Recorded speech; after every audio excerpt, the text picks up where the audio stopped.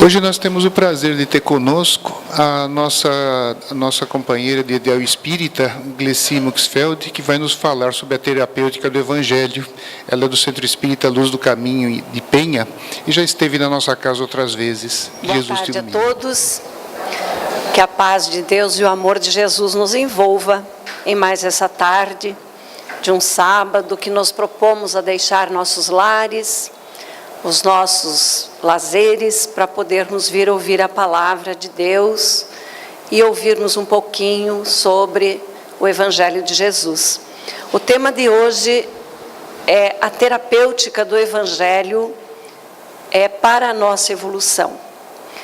É um tema que nos faz refletir um pouco sobre o momento em que estamos vivendo, sobre a necessidade que temos de resgatar o Evangelho de Jesus para a nossa evolução, para o nosso dia a dia, para o nosso aprendizado.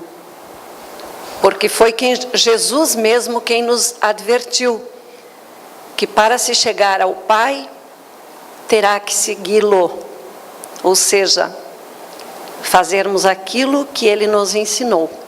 Se Ele nada escreveu, porém, o seu exemplo de vida é um código de ética moral que pode conduzir a nossa vida de forma segura e certos de que estamos no caminho que Ele deixou para que seguíssemos. Então, dentro desse contexto, nós vamos encontrar no Evangelho segundo o Espiritismo, que o senhor Allan Kardec escreveu através da orientação dos Espíritos, já na sua introdução, um texto muito pertinente, que foi assinado pelo Espírito de Verdade. Espírito de Verdade, conforme temos conhecimento, foi o próprio Jesus quem conduziu esse trabalho do mestre Lyonês, quando da codificação kardeciana.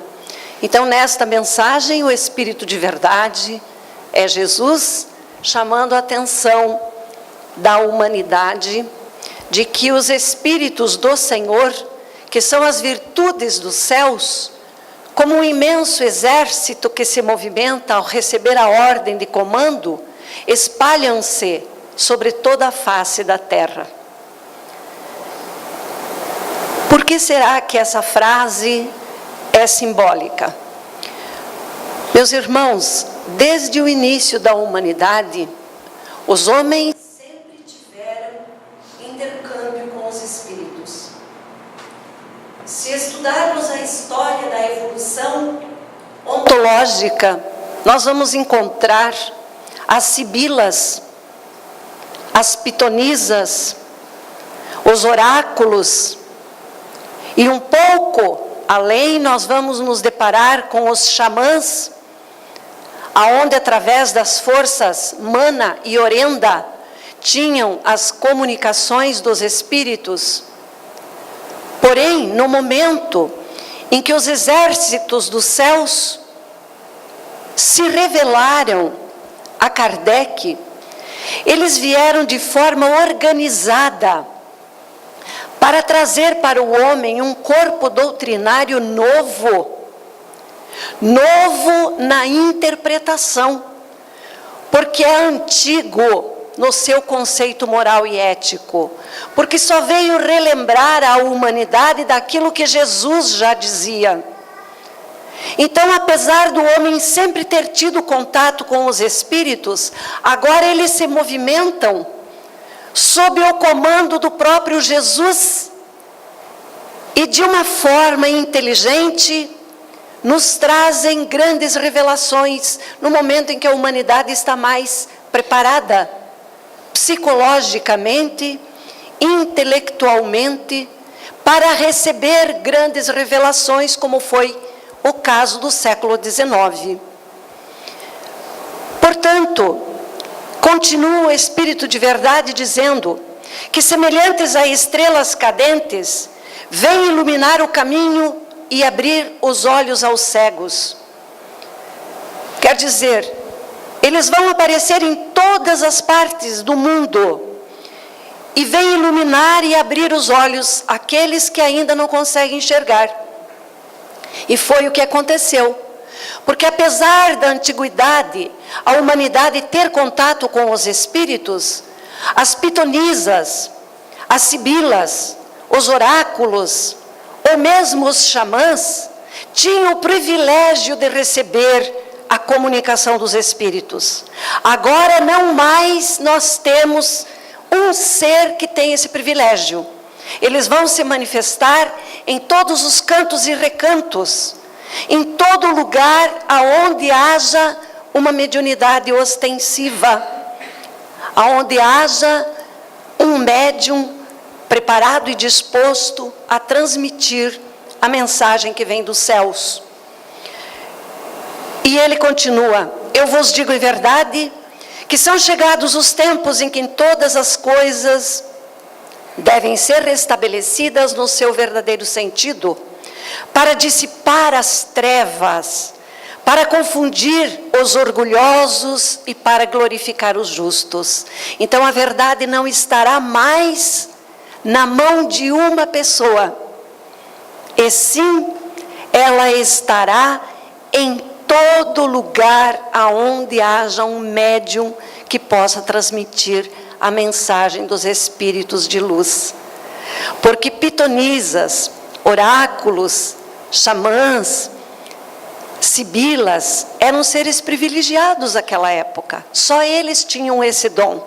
Só eles eram respeitados e podiam receber as comunicações. Agora todos podem transmitir as verdades que vêm dos céus e vêm nos esclarecer, dissipando as trevas, glorificando os justos e confundindo aqueles que ainda são orgulhosos. As grandes vozes do céu ressoam como o toque da trombeta e as cores dos anjos se reúnem.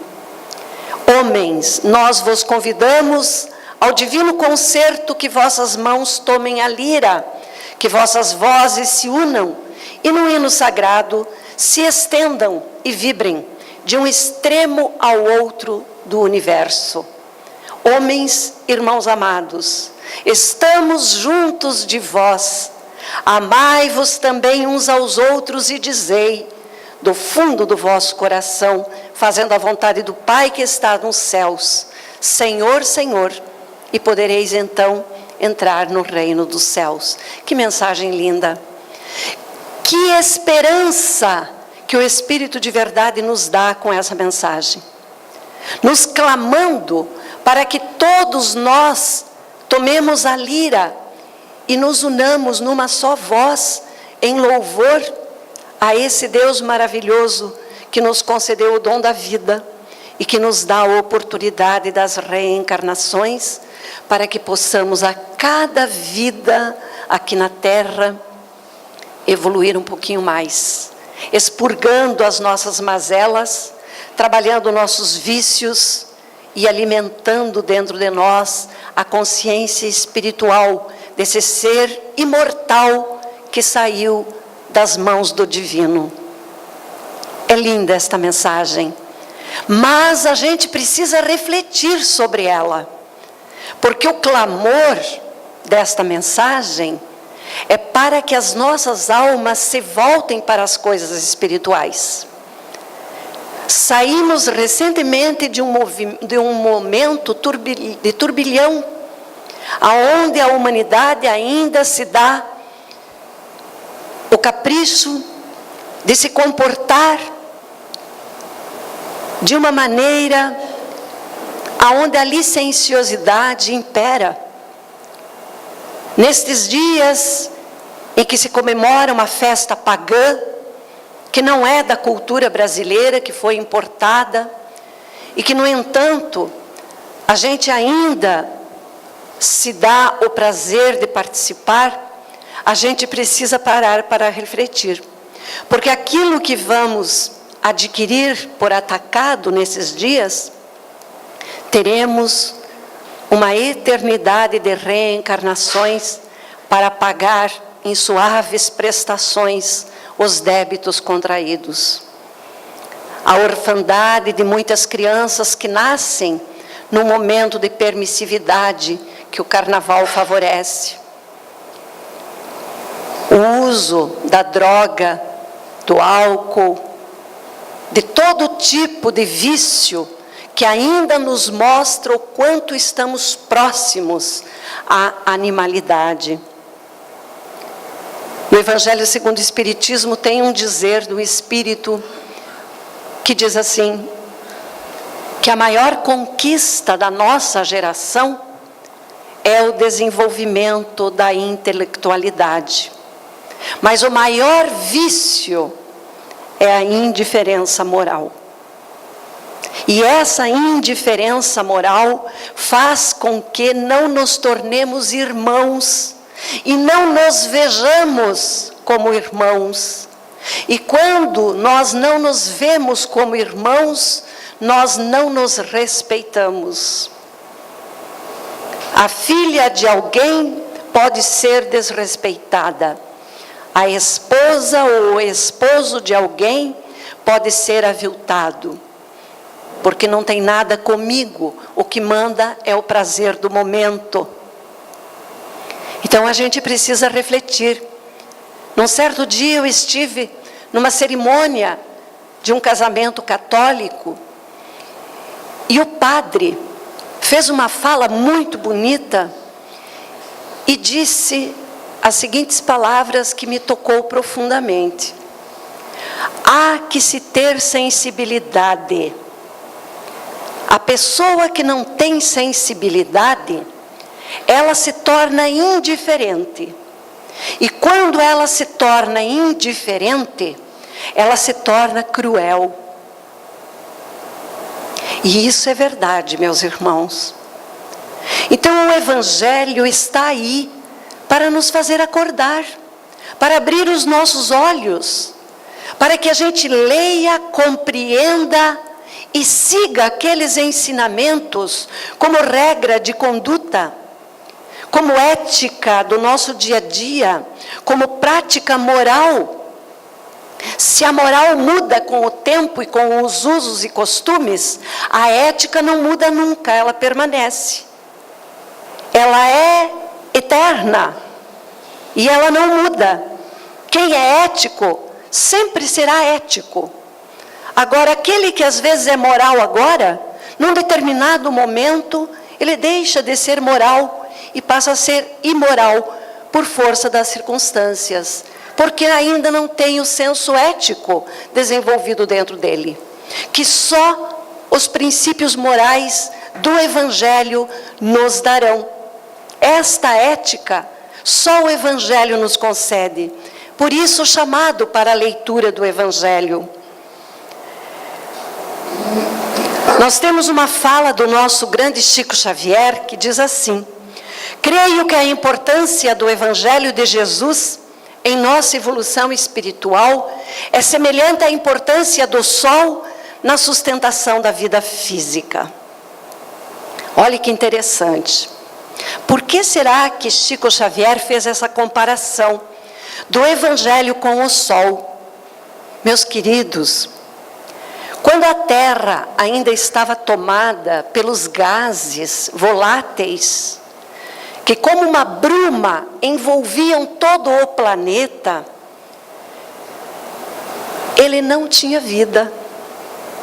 No momento em que esta atmosfera se limpou, os gases se desfizeram e o Sol pôde surgir e irradiar para este planeta em formação, começou a surgir a vida que o Sol fecundou nas gotas de protoplasma.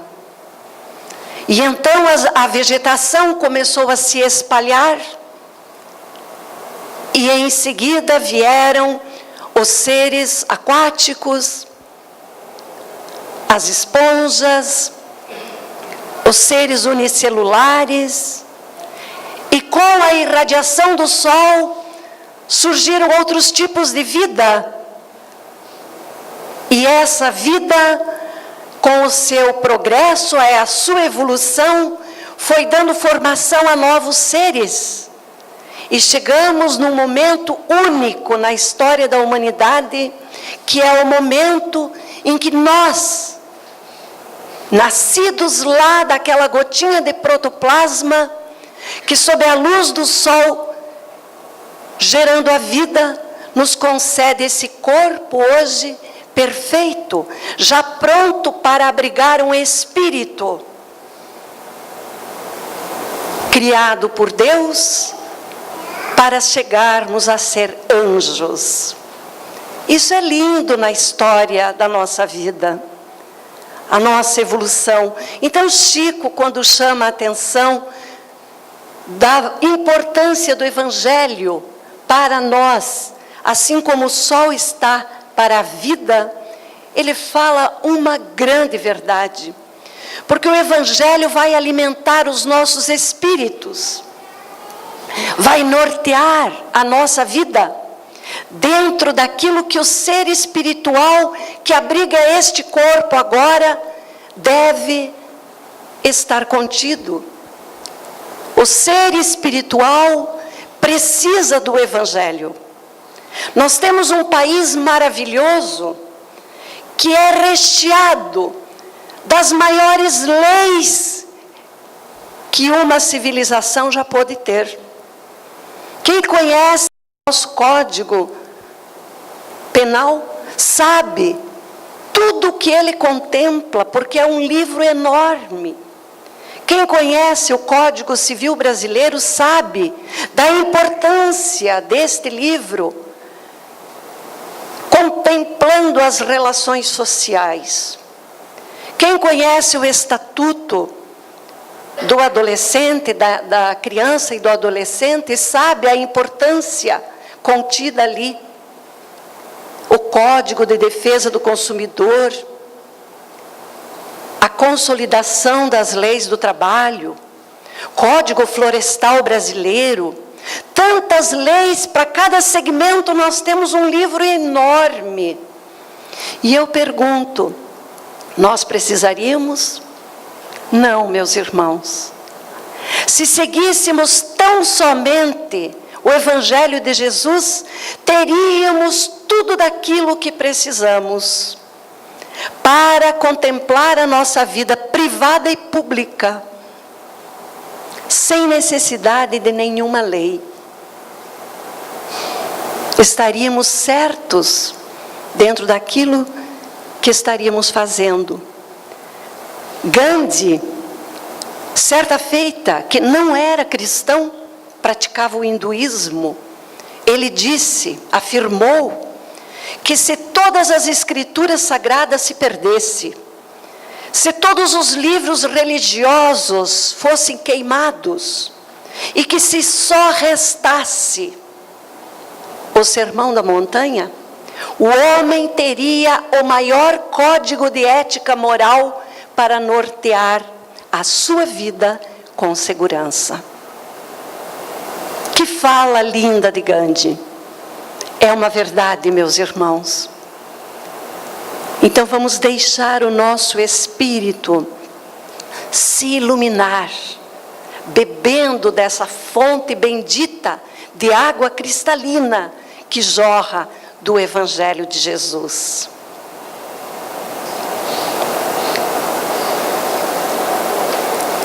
Em sua essência, meus irmãos, o Evangelho representa o mais elevado código de conduta ética existente na humanidade, fonte de todos os preceitos morais. O seu conteúdo aponta o caminho da sabedoria e da paz, do progresso espiritual, norteando a nossa vida e todas as nossas aspirações. A observância deste código seria suficiente para transformar o nosso mundo num local de extrema prosperidade. Esta frase contida na codificação nos chama a atenção para que a gente reflita: enquanto a humanidade não se auto-iluminar pelo Evangelho de Jesus, não haverá paz, não haverá segurança, não haverá prosperidade e não haverá felicidade. E eu pergunto: quem de nós não busca a felicidade? Somos merecedores da felicidade? Somos. Ela é possível aqui na terra? É. Basta que observemos este código moral e ético. Quem de nós busca o Evangelho no lar uma vez por semana? Meus irmãos, a cada vez que nós nos assentamos à mesa para a leitura do Evangelho no lar, em família, nós estamos iluminando o nosso lar e blindando o nosso lar de todos os efeitos nocivos dos espíritos inferiores que estão aí a toda hora a influenciar o ser humano. Agora imaginemos se conseguimos iluminar o nosso lar. Se vários de nós fizessem isso, estaríamos iluminando a nossa rua inteira, o bairro onde moramos, a cidade onde vivemos, o estado que nos abriga, o país que nos dá a oportunidade de aqui estarmos, e o planeta que nos recebe como filhos. Então nós podemos fazer alguma coisa.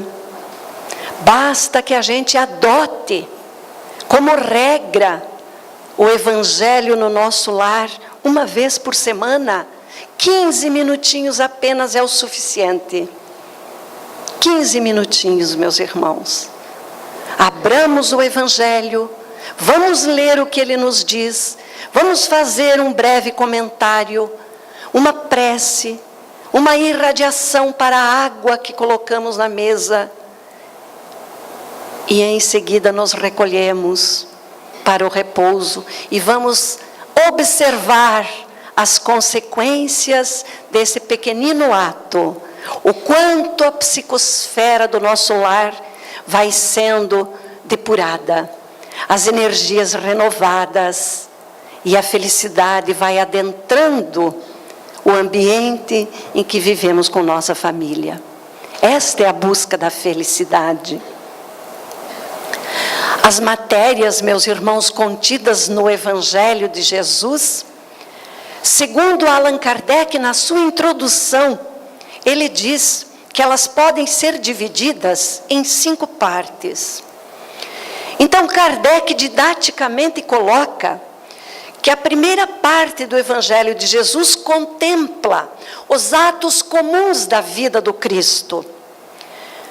Contempla também os milagres feitos por Cristo, as predições que ele fez, aquelas palavras que foram tomadas para fundamentar os dogmas que deram origem a várias religiões, e o ensino moral.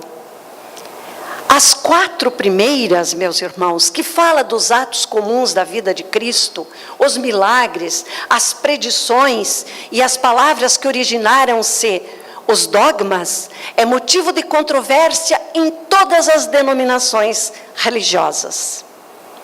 Por quê?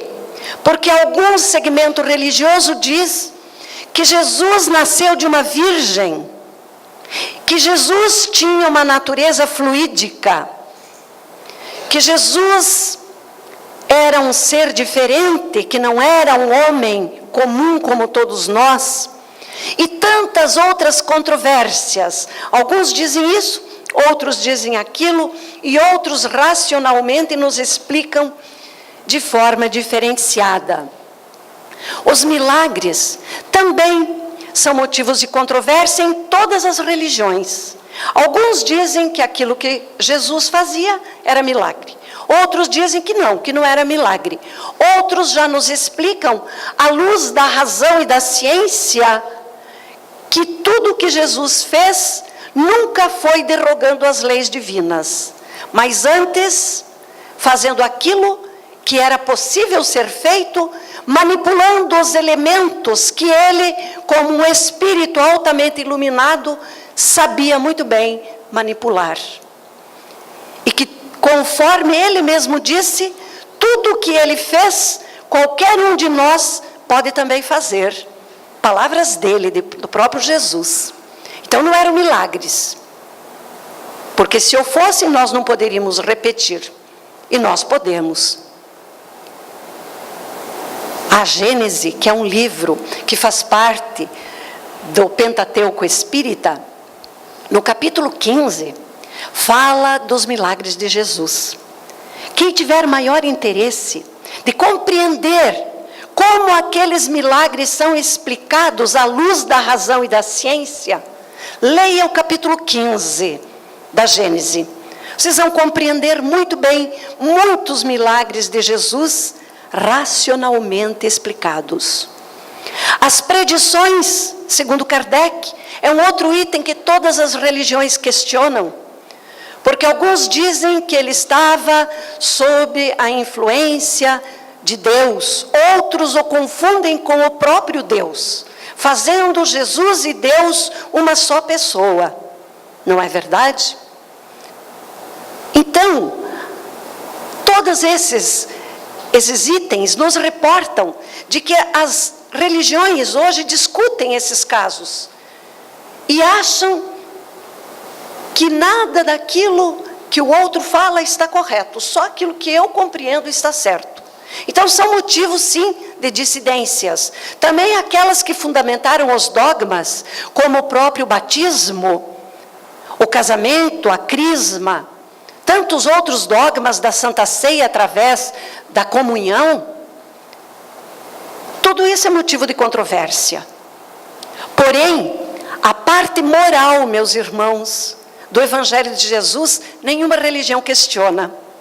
Todas seguem o mesmo princípio, na sua essência, mas na sua maior pureza. Não é verdade? Então, Kardec se limitou a trazer para o Evangelho segundo o Espiritismo a essência dos ensinamentos de Jesus só na sua parte moral e ética, para que o homem pudesse seguramente traçar a sua vida dentro desses princípios. Por isso, nós vamos hoje interpretar uma fala de Jesus que está contido no capítulo 16 do Evangelho, denominado "Não se pode servir a Deus e a Mamon", no item 6. Jesus disse que o homem não pode servir a Deus ao mesmo tempo que esteja servindo a Mamon. Mamon era o Deus da riqueza, o Deus do ter. Então, se nós hoje escolhemos servir a riqueza, ou tudo aquilo que é matéria, nos esquecendo da essência espiritual que somos, então nós estamos adorando a Mamon, ainda no século 21.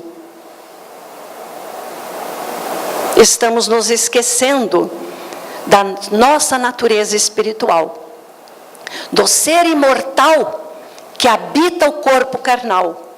Enquanto esse corpo aqui fica, se desintegra, se desagrega e volta à terra, porque se misturam os nossos elementos aos elementos da terra, porque o nosso corpo é formado basicamente de quê? Nitrogênio, hidrogênio, oxigênio, carbono, entre outros sais, entre outros minerais. Muito bem. Na medida em que vai se desagregando o corpo carnal, esses elementos voltam à natureza. E o que é que sobrevive a isso? O espírito.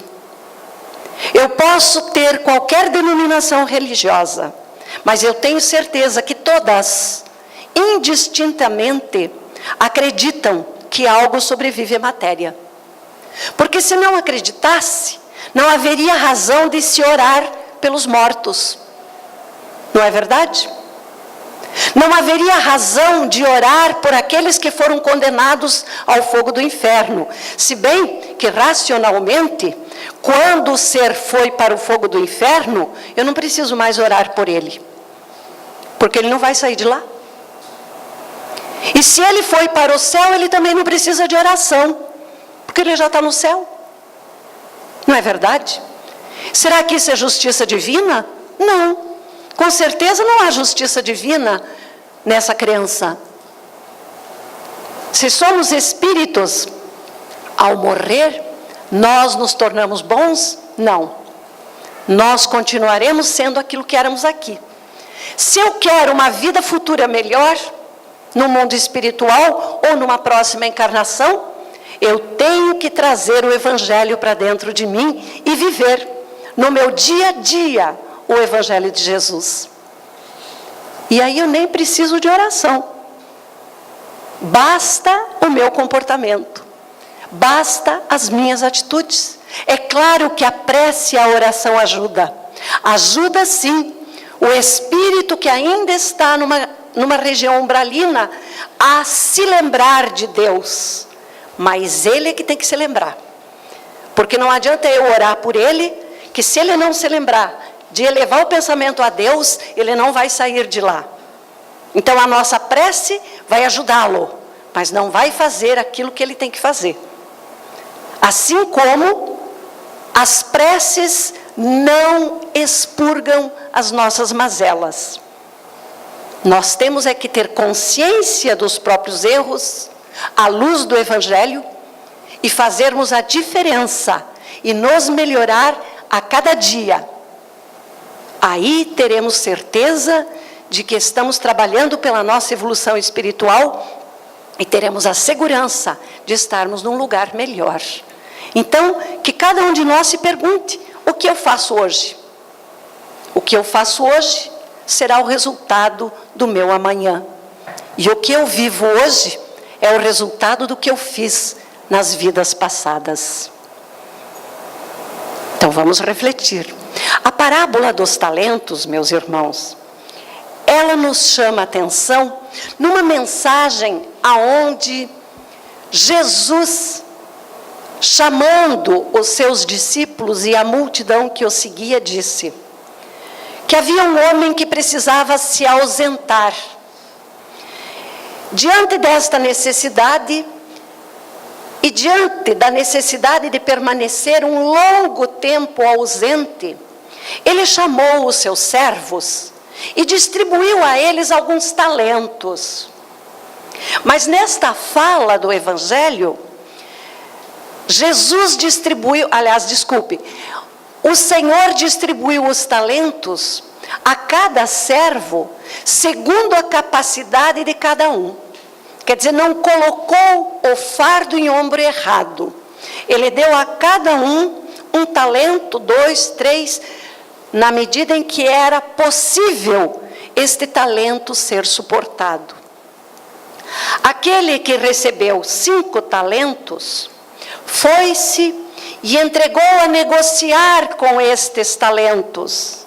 E em seguida arrebanhou mais 5. Aquele que recebera 2 talentos, da mesma forma, trabalhou com os 2 talentos e aumentou os seus talentos quando adquiriu 4 talentos.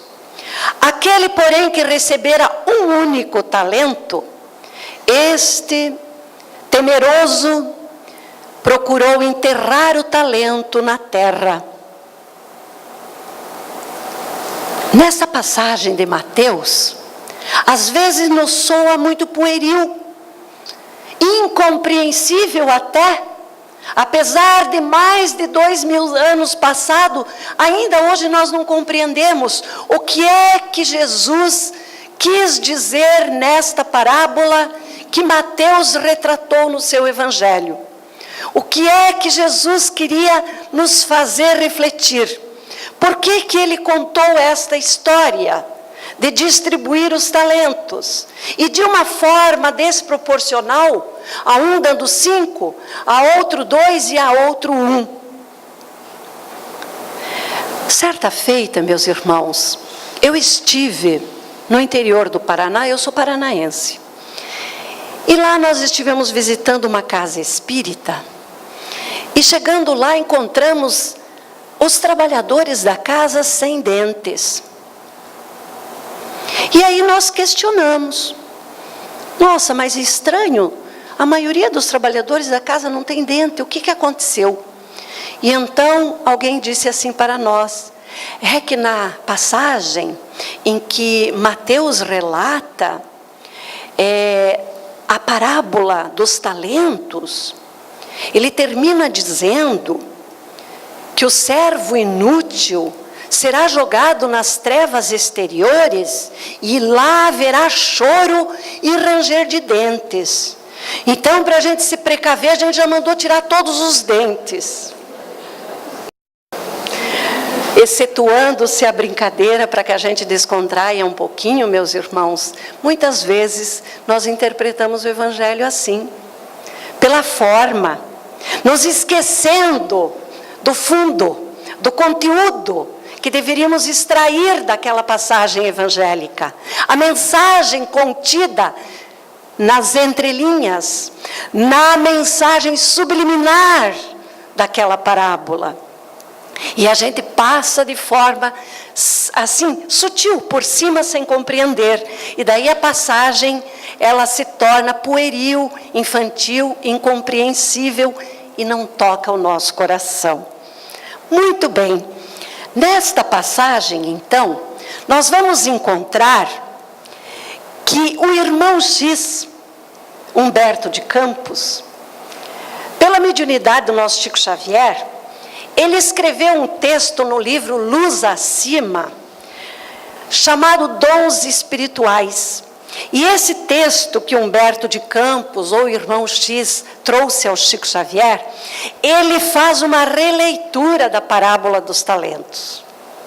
E uma releitura muito interessante, porque ele faz com que a gente comece a refletir profundamente na essência desta parábola. Qual é a mensagem contida ali que pode acalmar o nosso coração e chamar-nos a atenção para a necessidade da nossa evolução? E então Humberto de Campos nos conta que aqueles talentos dados a cada um segundo a sua capacidade, nada mais eram do que o servo que recebeu 5 talentos, ele recebeu a saúde, a riqueza, a habilidade, o discernimento e a autoridade. Aquele que recebeu 2 talentos, recebeu a inteligência e o poder. E aquele que recebeu apenas 1 talento, segundo a sua capacidade, ele recebeu a lâmpada sublime, a dor, o dom celeste da autoiluminação espiritual. Agora começa a ficar mais claro, não é, meus irmãos? Olha que interessante. E então ele continua dizendo que quando o primeiro servo, que recebeu 5 talentos, se aproximou do Senhor que retornou de viagem após um longo período de afastamento, ele disse: Senhor, eis as tuas dádivas multiplicadas. Deste-me 5 talentos, e eu os restituo em dobro. Porque quando me deste a saúde, e eu a respeitei, eu adquiri tempo. Meus irmãos queridos, quando nós ganhamos a saúde, e nós sabemos valorizar esta saúde, nós podemos ter moratórias, podemos ter uma vida saudável, segundo as nossas próprias escolhas.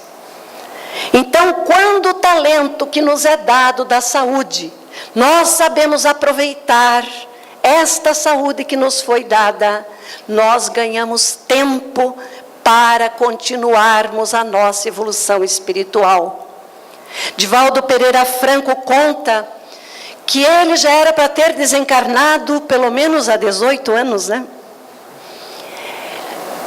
E então ele pediu que ele não fosse naquele momento, porque ele ainda tinha um trabalho muito grande a realizar. E então a mentora dele se apresentou e disse: você terá a sua moratória. Quanto tempo você quer? E ele disse: 10 anos está bom. Hoje ele diz: se eu soubesse que passaria tão rápido, teria pedido mais. Porque já passou de 10 anos. E está aí o grande homem plantando o bem, amando a todos sem distinção, divulgando a doutrina de Jesus e nos revelando o quanto é importante o Evangelho de Jesus para a nossa evolução. Continua este servo: Senhor, quando eu recebi a riqueza, espalhei esta riqueza e eu aliciei a gratidão. Quando recebemos o talento da riqueza e trabalhamos a riqueza em favor do progresso e da humanidade, quanta gratidão nós recebemos. Qualquer caridade que façamos, meus irmãos, quando a gente vislumbra no olhar daquele ser que foi agraciado com a nossa bondade, o nosso coração se enche de júbilo e nós somos felizes. Portanto, espalhando a riqueza, eu aliciei a gratidão. Senhor, usando a habilidade que me deste como talento, eu recebi a estima de todos. Habilidade é um talento que poucos sabem usar. Quando somos donos de uma certa habilidade, nós nos arvoramos de poderosos. E aí nós acabamos fazendo inimigos, dissidentes. Por quê? Porque a nossa habilidade é a única boa na face da terra. Não é verdade? A gente não respeita as pessoas, a gente acha que a gente é poderoso. Mas quando eu sei trabalhar com habilidade, naquele dom que me foi concedido, eu recebo a estima de todos, eu tenho o carinho das pessoas que convivem comigo, eu consigo viver em paz e harmoniosamente. Senhor, movimentando o discernimento que me deste como talento, eu conquistei o equilíbrio. Quem de nós tem o discernimento para compreender o momento do nosso irmão, para aceitar aqueles de natureza ainda retardatária? Quem de nós tem o discernimento para respeitar um lar em conflito, um filho ou uma filha difícil, um cônjuge ainda imperfeito? Porque se tivéssemos esse discernimento, nós traríamos o equilíbrio para o ambiente onde vivemos. Isto vale para o local de trabalho, para a casa de oração que frequentamos, isso vale para o trânsito no nosso dia a dia, isso vale nas filas onde muitas vezes queremos furar. Enfim, meus irmãos, quando temos discernimento, nós conquistamos o equilíbrio. E, Senhor, distribuindo a autoridade em Teu nome, a autoridade me dada como talento, eu ganhei a ordem. Gente, quando a autoridade é bem praticada, nós geramos a ordem. Mas quando essa autoridade é desrespeitada e prevalece o nosso poder como signatário daquela autoridade, nós nos arvoramos de deuses e saímos por aí arrastando tudo como uma enxurrada de água suja e infecta. Não é verdade? Quando a autoridade nos é dada, é para que ajudemos os nossos irmãos na sua jornada evolutiva. Quando a autoridade nos é dada, é para a gente praticar a paciência, a tolerância, a benevolência, o amor ao próximo, para que a gente se ajude a progredir juntos. Porque não estamos aqui, meus irmãos, para trabalhar só pela nossa evolução. Estamos aqui para trabalhar pela evolução de todos aqueles que seguem esta jornada conosco. Quiçá aqueles outros aos quais convivemos esporadicamente. Pensemos nisso. Portanto, diz este servo: Senhor, o teu plano de júbilo e de evolução foi por mim conquistado e devidamente executado. Então aproximou-se o segundo e depositou nas mãos os 4 talentos e disse: Senhor, recebe os teus haveres multiplicados, porque elevando a inteligência que me deste como talento, eu obtive trabalho.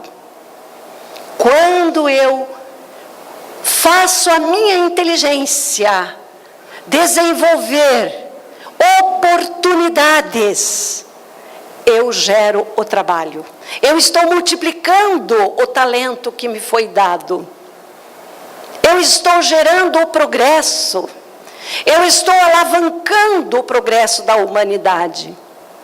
Senhor, submetendo o poder, o segundo talento que me deste, a tua santa vontade, eu atraí o progresso.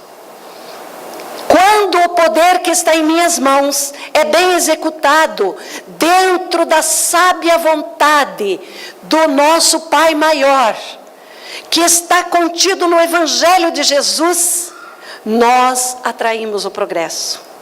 Quando este poder é usurpado e, de certa forma, usado para menosprezar os nossos irmãos, nós somos os primeiros a sofrer as consequências deste ato. Se não nesta vida já, mas com certeza numa próxima. E então o segundo servo disse: a tua expectativa de instrução e de ajuda no meu setor de atividade, Senhor, foi atendida. E o terceiro servo, aquele que enterrou o talento, ele devolve intacto o patrimônio que recebera, que era a luz que iria alavancar o progresso dele e de todos os outros. Então, na releitura do irmão X, ele diz que este servo que recebeu esta luz através da dor, do sofrimento, da dedicação, este servo que enterrou o talento, deixou de ser exemplo para muitos dos irmãos que viveram com ele. E com isso, ele retardou não só o seu progresso, mas o progresso de todos aqueles que estavam à sua volta. E diz irmão X que este servo são todos aqueles espíritas. E isso é sério, porque quantos de nós, sabedores de tudo isso, enterramos o nosso talento? Porque não queremos abrir mão de certos prazeres, porque não queremos abdicar de certas coisas as quais a vida material nos oferece. Quantos de nós enterra este talento que seria a autoiluminação? Então aí sim haverá trevas, choro e ranger de dentes. E daí não adianta mais extrair os dentes. Então, meus irmãos, que a gente possa refletir sobre esta parábola dos talentos e começar a nos perguntar o quanto nós fomos agraciados com tantos talentos que Deus nos deu e o que estamos fazendo com estes talentos. No final do livro dos Espíritos, na conclusão, Kardec faz uma colocação muito interessante. Kardec nos fala que nós temos 4 momentos na nossa vida. Esses 4 momentos da nossa vida, Kardec retrata da seguinte forma. No primeiro momento, eu conheço a doutrina espírita e namoro com ela. Às vezes nem namoro, só flerto com ela. Paquero, né? No dizer aí da nossa geração dos anos 70, 60, né? A gente só paquera. Eu gosto, acho bonito, mas eu não sigo. Então eu só flerto. Kardec coloca também um segundo momento. Num segundo momento, eu já namoro já com compromisso, com aquela aliançazinha de prata. É um compromisso, aliança do compromisso. Eu entro na doutrina. Eu começo a estudar o Evangelho de Jesus.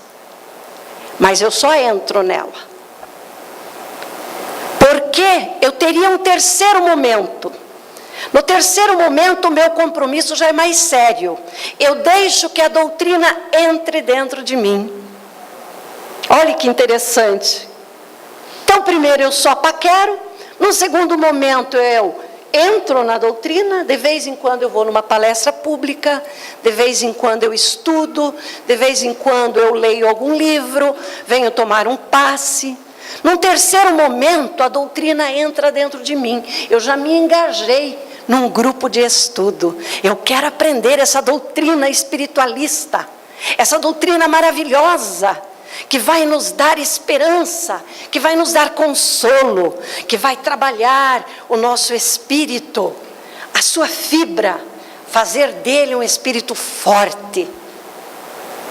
Então eu deixo a doutrina entrar dentro de mim. E no quarto momento, a doutrina através de mim. É diferente, né? Eu passo a fazer aquilo que o Evangelho de Jesus pede, seguindo os passos do Mestre. Então, cada um de nós deve se perguntar: em que momento eu estou? Em que momento eu quero estar? Para me auto-iluminar, nem que seja através da dor. Porque quando eu tenho essa autoiluminação, eu compreendo o motivo da dor, me dado como talento, e eu passo à luz da razão e da justiça divina compreender que aquele mal é necessário para o expurgo das minhas mazelas, e que eu estou a caminho da angelitude, que eu já saí lá do reino mineral, passei pelo reino mineral e adquiri a atração. Evoluí para o reino vegetal, adquiri a sensação. Frequentei o período da animalidade e desenvolvi ali o instinto. E agora eu estou no momento do homem, hominal, aonde eu estou trabalhando os sentimentos, rumo à angelitude. Manter a alma limpa, meus irmãos, pelo estudo do Evangelho de Jesus. E aí, roubando mais alguns segundinhos do tempo precioso de cada um, eu quero contar uma lenda para vocês, para simbolizar tudo isso que a gente falou. Conta-nos uma lenda que havia um grande mestre, um sábio, que estudava as Escrituras Sagradas todos os dias e ensinava aos seus discípulos que eles deveriam ler as Escrituras Sagradas até 3 vezes por dia, ao acordar, antes das refeições, à noite, ao repousar, para acalanto da sua alma e fortalecimento da fibra do seu espírito. E então, um discípulo se apresentou àquele mestre e disse: Mestre, eu quero lhe questionar uma coisa. Eu leio as Escrituras Sagradas todos os dias, mas eu não aprendo nada. O que é que me adianta eu frequentar os grupos de estudo que nós temos aqui e eu não consigo reter nada dentro de mim. E eu volto a estudar no outro dia e não consigo compreender, e não consigo entender, e não consigo reter nadica dentro de mim. E então o sábio olha para aquele discípulo e diz: estás vendo aquele cesto depositado ao lado? E ele diz: estou. Então, meu filho, olhe bem para aquele cesto e me diz o que tu vês. E ele diz: eu vejo um cesto sujo. Então pegue este cesto e desça estes 100 degraus e vá até a fonte de água cristalina. Encha este cesto de água e traga-o aqui para mim. E o servo pega o cesto sujo e desce 100 degraus. Enche o cesto d'água, sobe 100 degraus e traz para o sábio. E o sábio lhe pergunta: o que você aprendeu com isso? E ele disse: nada. A única coisa que eu vi foi que cesto não segura água. Então torne a descer. E ele repetiu. E voltou diante do mestre. E o mestre novamente lhe perguntou: e agora? O que você aprendeu? Não aprendi nada. Eu só aprendi que cesto não segura água. E ele disse: então torne a descer os 100 degraus e a subir com água no cesto. E assim ele fez por 10 vezes. Na 10ª vez que ele seguiu, desceu 100 degraus, subiu 100 degraus, ele se aproximou diante do mestre, e então o mestre lhe disse: e agora o que tu aprendeste? E ele disse: mestre, eu acho que eu aprendi uma grande lição. Cesto não segura água, mas cesto sujo fica limpo com tanta água. Agora aprendeste a lição. Porque as escrituras podem não ficar retidas dentro de você, porém vai limpando a sua alma. Que dentro deste aprendizado, meus irmãos, possamos nós também fazer essa diferença. Que a água divina do Evangelho de Jesus seja essa água purificadora que vai limpando o nosso balaio, o nosso corpo somático, e fazendo com que o nosso espírito fique alvo, branco de luz, e no dizer do mestre: deixai brilhar a vossa luz. Muito obrigada. Que Deus abençoe a cada um de vós. Obrigada pela oportunidade. Nossos agradecimentos a Gleci pela palestra também colocada sobre o Evangelho, que realmente é o nosso maior tratado de conduta para que a gente progrida e sejamos felizes mais rapidamente. Vale a pena a gente estudar e guardar isso nos nossos corações e pautar nossa vida por ele.